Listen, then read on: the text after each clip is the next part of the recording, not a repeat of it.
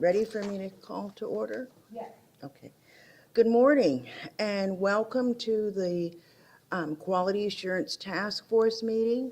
Welcome to those who are present in person and welcome to those who are online. This is our first meeting of 2023 and we're glad that you're here. First order of business is we'll ask Mr. Olson if he'll lead us in the pledge to the flag.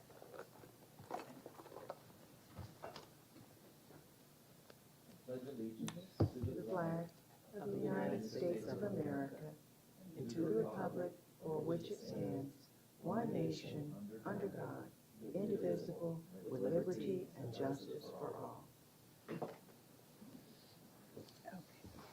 There are two opportunities for public comment.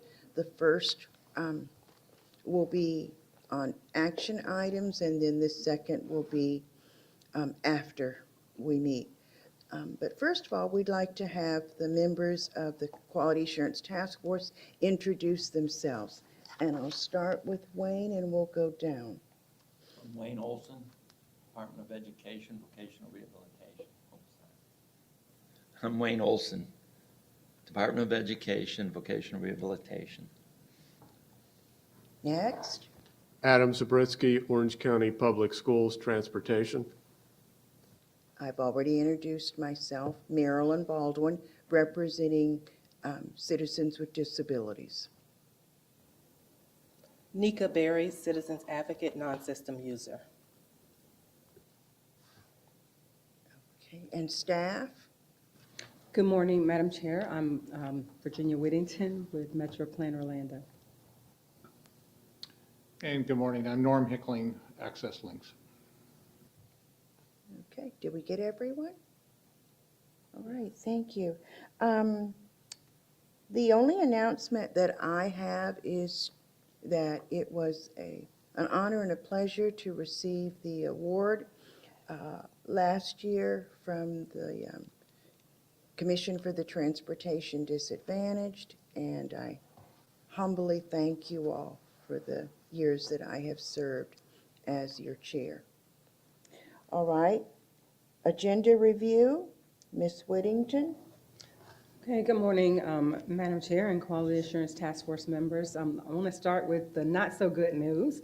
As of right now, we do not have a quorum. However, if we reach a quorum by the time we get to that point on the agenda, Lisa will let us know. And the better news is that we will be able to move forward with presentations, but it will be for information purposes only. Also, something that will probably make you all very sad, normally we would be gearing up for our annual evaluation of the Community Transportation Coordinator. However, this year, because there is an RFP process that we're undergoing, and we are assisting with that process, the evaluation is waived for this year due to the fact that this CTC is being selected. Also, with the evaluation in mind, as we're gearing up for 2024, Links came to present to you at your last meeting to get some feedback on a survey that they were working on as part of the Transportation Disadvantaged Service Plan major update. And they have moved to the point of scheduling some discussion groups, the first set of which is scheduled for February 7th, and they will be held at Links Central Station, 10 a.m. to 11:30, and then again 1:30 to 3 p.m. Invitations have gone out to those who they were invited to participate, but if your calendars allow you to, they will be glad to have you to attend. And lastly, on next Tuesday, I think it is, on January 31st, Metro Plan Orlando will be hosting a peer exchange with World Orlando. They are bringing a group of international leaders to the Central Florida area, and they are from Mongolia. And so there will be a peer exchange. Some of you have received invitations to be a part of that exchange around the table. Others have received invitations to attend. If your calendar permits and you're interested in coming to witness that, we welcome you. It's going to be at 10 a.m. here at Metro Plan Orlando. We ask that our guests arrive by 9:30 so that we're already in the room when they come in. And they will have interpreters, and so it's going to be a pretty interesting and exciting opportunity.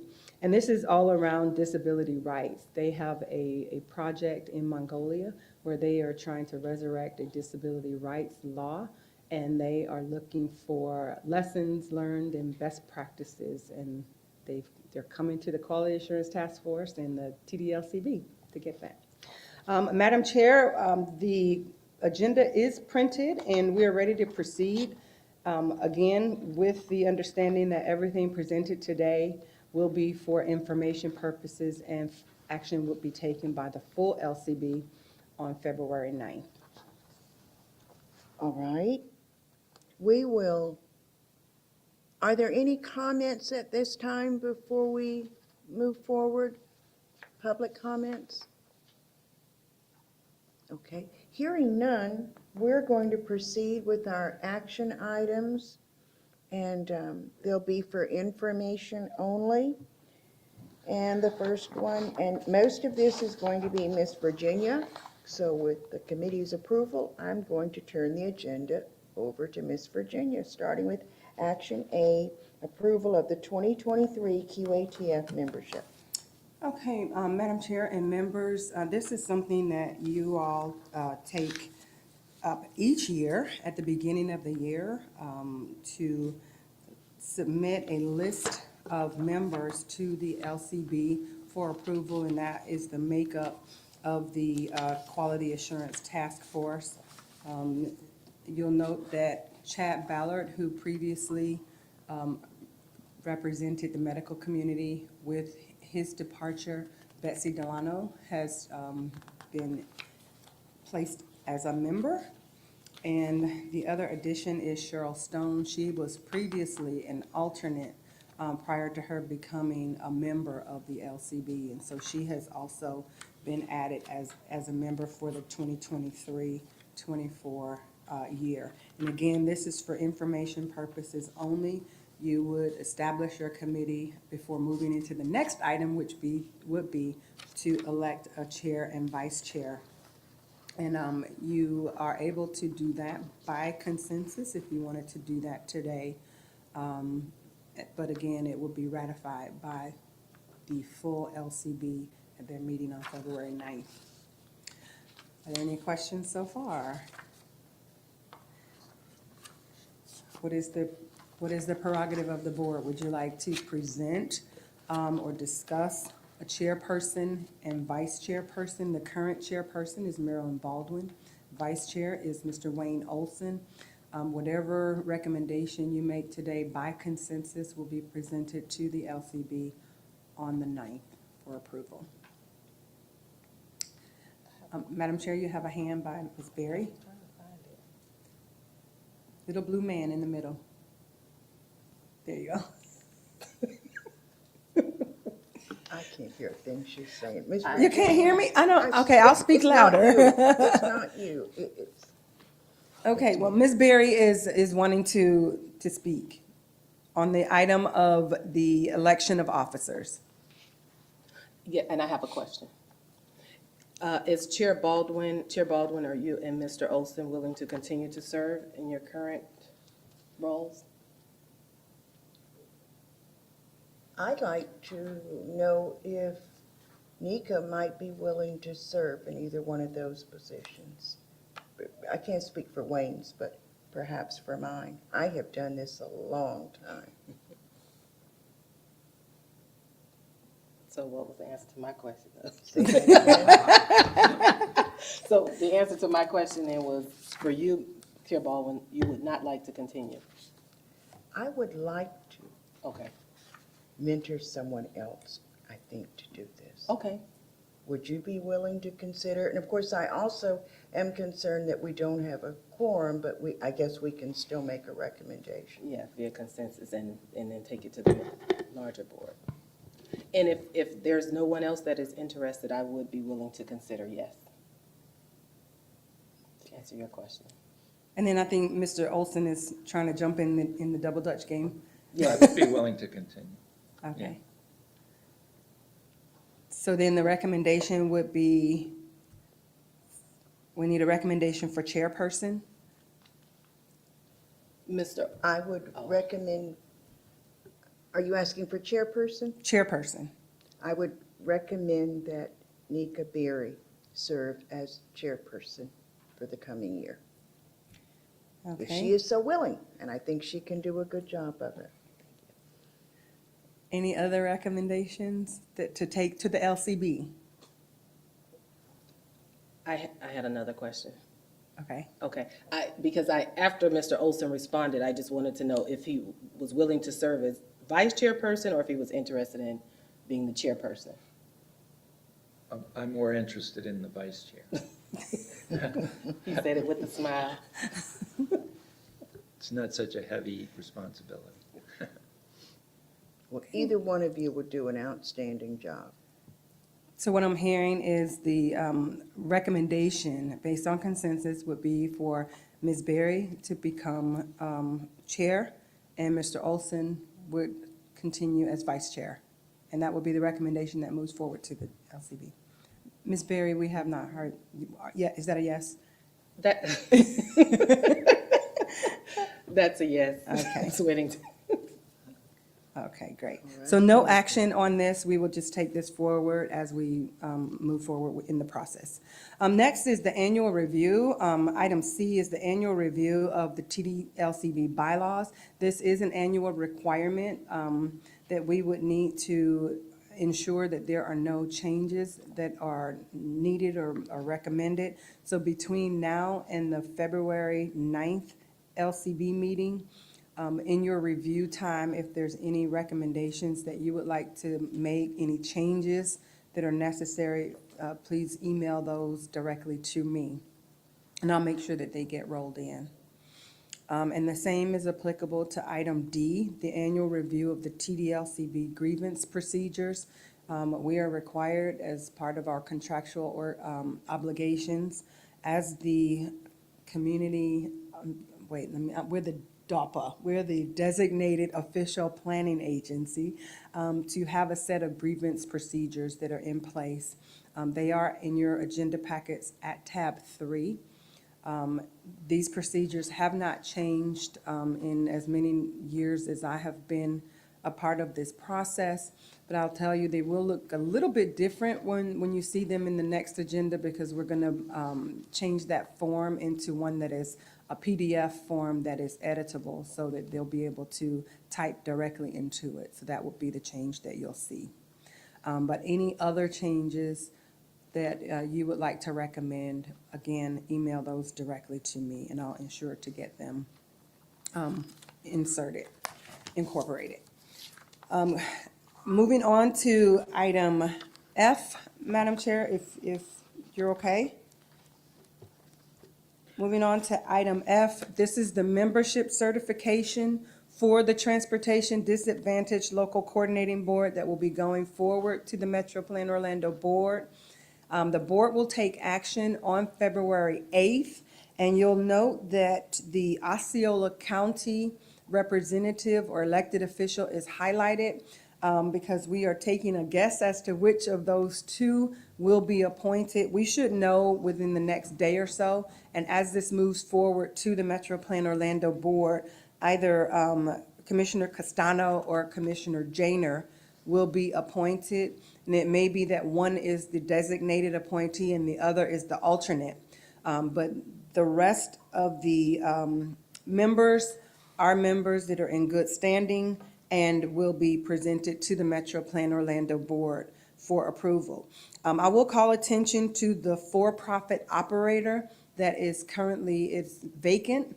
That seat was occupied by Ms. Maribel Rodriguez, and I'm probably getting her name backwards, Mabry. But she is part of the RFP process that is currently going through, so she declared a conflict and she had to resign from her seat here on the LCB. So that seat is now vacant, and we have had an extraordinarily hard time getting in touch with someone at Orange County EMS for a person to fill the seat that was vacated by Crystal Ford. If anyone, including Ben, knows of the person who I can get a direct phone number to get an appointment, I would really appreciate it, because we would really love to have this board fully constituted once again. And lastly, the Sunrail CAC member has not been participating, and so we're in touch with the Sunrail Commission to get that person back on board, or another person designated. And then lastly, the most important action that you will take at your upcoming meeting is recommendation to redesignate Links as the Community Transportation Coordinator, and the authorization for the LCB Chair to execute the memorandum of agreement or understanding. And this is required every 5 years. And the Links Board initiated the process by sending the letter expressing their interest to continue, and we happily accepted that letter. As you all know, we don't have any buses or operators, and so we look to our very capable colleagues over at Links to do that. And so the resolution is in your agenda at tab 6, as is the memorandum that will be completed and signed by, executed by Links and by our LCB chair. So, Madam Chairman, that takes us through all of the action items. If you have any questions on any of those items, I'm prepared to respond. Any questions? Okay, very good, very good. All right. Presentation and reports. Now, Madam Chairman, we talked just a little bit briefly before the meeting. If you want to skip this item, this is our annual refresher of our sunshine laws. If you want to hear it twice, we can do it here No. and then do it again at the LCB meeting, or we can skip it here and go directly to Mr. Hickling's presentation. I'm happy to do that if you want to hear it once or twice. No, Anybody? we only want to hear it once. All right, well, we will All come right. back to you All right. at the next meeting, and Lisa will get Norm queued up. Okay. No, only once, thank you. I mean, it's a nice report to have, but we don't want it all of the time. Okay. Good morning, all. This is, I'm Norm Hickling, Director of Mobility Services at Links, and this is our Mobility Services CTC report for the last quarter. And I think we got the wrong one. We got the old one. Give us a moment, we got the wrong presentation included. Sorry.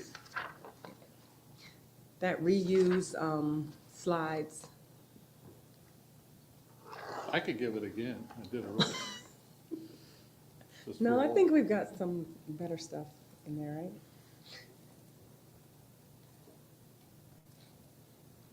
So give us just a moment.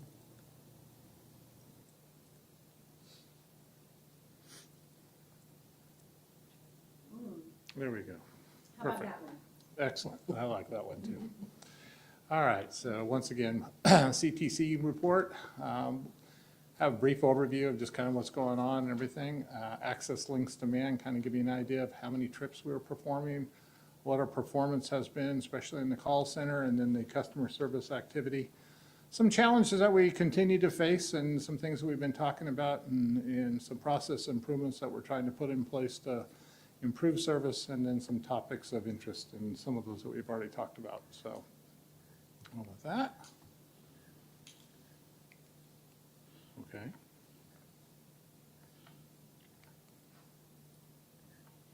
That's interesting. Goes back. There we go. We still have, as far as an overview, still have a very high demand for Access Links trips. A lot of requests are coming in. More and more people obviously are moving into the area, and we still very high activity in our eligibility. And paratransit vehicles, our call center is still managing a high volume of calls, and that has remained consistent. You'll see some stats on that here in just a bit. Paratransit vehicle availability is a big challenge that we're dealing with right now. We're working very closely with our MV partners. You know, ever since the COVID pandemic, people have said we're coming out of it, but we're still seeing those after effects. The supply chain is really tough on us right now. We got 9 vehicles, if I'm remembering correctly off the top of my head, that are waiting engines that we need. And we don't have delivery dates on those.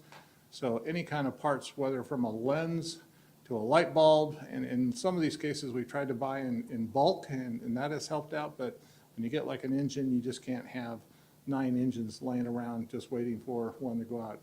And so we're really trying to look at that. And as we've talked about as a group in the past, new replacement procurement for new vehicles is still at a standstill. We buy off the state contract, and that is still not resolved yet. And talking with our manufacturing partners, it very well may go into the middle of next month before we get some kind of word back as to that we can start putting in request in purchase orders. So a lot going on that way, and we're watching it very, very closely. As far as trips go, the demand is still high. You can see for the year to date, we're at 526,429 trips. In December, we did 45,463, which is an unreconciled number. And what that means is we do internal processes to make sure that we haven't missed a no-show or a canceled trip that got counted, and we don't want it. We want to make sure the numbers are right. So we're going through that process right now, but the numbers don't change dramatically, maybe 1 or 2 at the most. But you can see the numbers keep moving up. And for a December to have 45,000 trips, that's a lot. Usually in the holiday season, we see a pretty dramatic reduction in the demand for trips.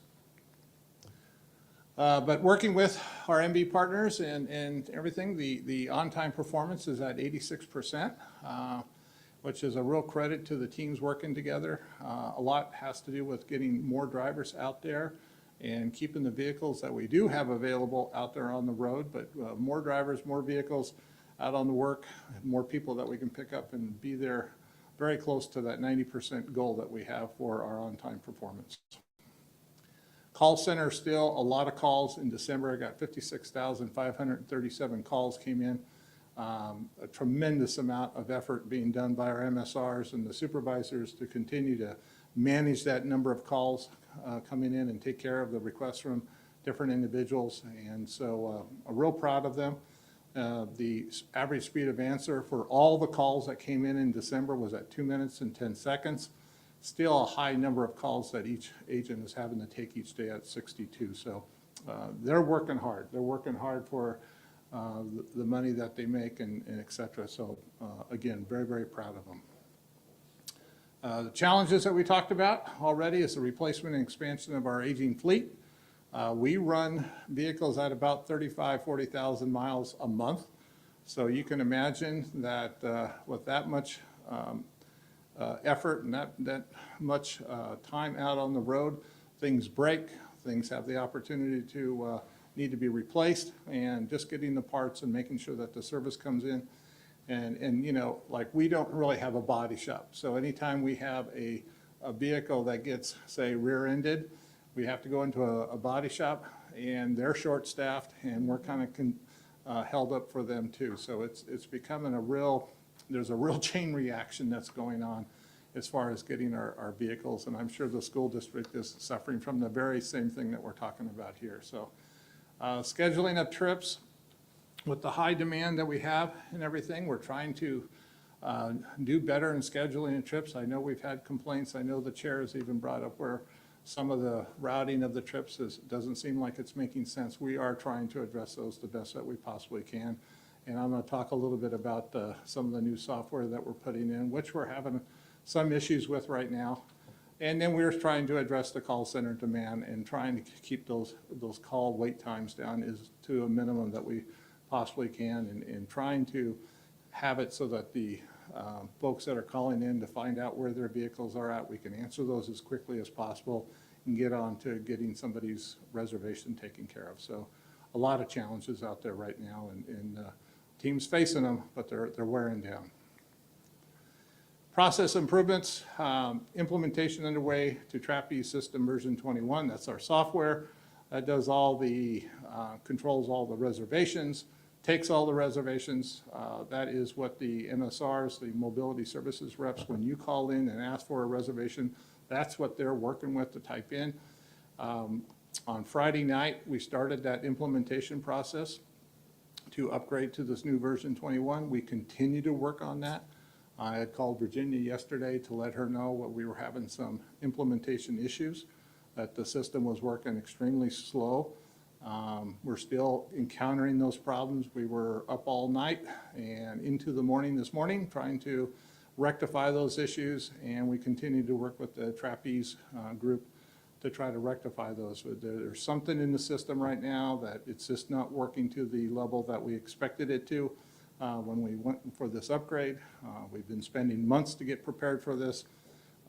Nobody has seen some of the things that are going on right now, so we're a little bit befuddled, to be quite honest with you, but we're not going to give up. We're going to keep working through it, and we just ask for everybody's patience, and we'll get through it. But we are working to have backup plans out there as far as dispatching trips, making sure trips are being picked up, drivers are getting to where they need to go and take clients and get them to their places of either business or medical appointments on time. So it's a bit of a challenge right now.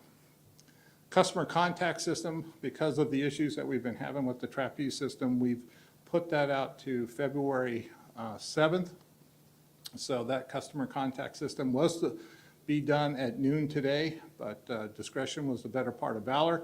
And we thought, let's move it out a couple weeks to make sure that we can get the software system running the reservations, get that corrected first. And then we want to start doing a lot more community outreach, and then also doing outreach like we have been with like the Lighthouse and some of the dialysis centers to make sure that, you know, we are understanding their needs and they're understanding ours. And last week we had a meeting that I think we had some good dialogue in that regards. So,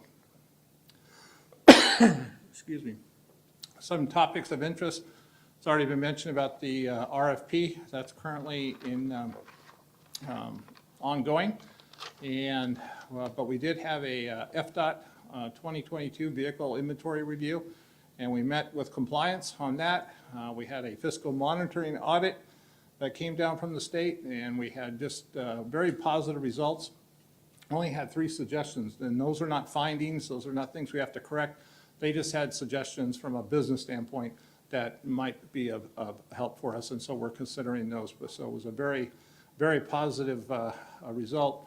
Credit goes to Salita and her team putting all that information together, and they did a great job in making sure. Of course, she went on vacation, and I had to answer all the questions, but because she answered them prior to her going on vacation, which she'll never go on vacation again. But anyways, we got through it, and it went very successful. And then you all know about the CTC agreement upcoming here in 2023. And now, because we did such a great job on all the other audits, now they get the federal government coming in. And so we're preparing for that FTA triennial audit, which happens every 3 years, which makes the other ones look a whole lot smaller. This one's a big one. So with that, that's my report, and we're glad to answer any questions. Any questions for Norm? Go ahead. I'm sorry, I have a question. Yes, you're recognized, Ms. Nika. Thank you. The call wait time, it decreased, right, to 2:10? I was trying to get back to 2 minutes and 10 seconds. Did I see that correctly? Mm-hmm. Okay, that was good. That's good, but again, I know that people get very frustrated because they'll call between 3:30 and 4:30 or 5 o'clock in the afternoon, and they're waiting 10 minutes in those cases. So they get bottled up, but Right. then throughout the whole month, when you average them Average it. all out, it's 2 minutes and 10 seconds. So So- it's good, and that's how we always measure it, but we understand the frustrations are out there, and nobody Yeah. wants to wait on the phone too long. And I see, well, it was 4 minutes 39 in November and 2 minutes 10, so that's good. But what, I just want to know what changed? What do you think changed for that?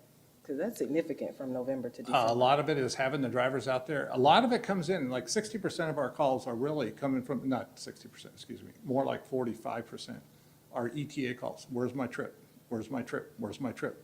And they don't want to get off the line. They want to know where their trip is, and they want to actually see the bus out there in front of them before they get off the phone. And that's fair, but that is the biggest majority of those calls. And Are so you obviously, if counting- you're working with somebody on an ETA call, finding out where that vehicle is for them, you're not able to take the next call, which is asking for a reservation. So, Norm, are you counting this call hold time as the time that call is picked up and they're told there's so many minutes waiting to be the next caller to be served, or are you counting from actually the time that caller waits to get assistance? it's the time that they call is actually logged into the queue at Links till they get assistance, yes. Tell me that again now. It's the It's the time, Mm-hmm. time when you call in and it's connected to the queue at Links. Now you're in the queue until actually get a representative to pick that's us up. misleading. Huh? How? Because if I'm in the queue and I'm sitting in that queue for anywhere from 10 to 20 or 22 minutes, how is that better? But that's what I'm trying to explain. That does get counted. In that particular case, yes, you are in there for 10 minutes. But when you look at all the phone calls that are made over a month, 2 minutes and 10 seconds was that time that you normally get answered. Okay. Any questions, concerns, issues for Norm? Yeah, still, it's me again. What were, I'm interested now in just the fiscal part. What were the 3 suggestions? One had to do with new language in, we have coordinated agencies that we work with that actually perform trips that they do in their own transportation system, but because we're connected, we can count those trips as part. And there was some additional language there. I'm trying to think what the other suggestion was. Background checks on employees and they were very minor. I forget the third one. I'm sorry. I should have had that list. Financial agreements with controls on the rate cap. Okay. Yeah, but we answered that one.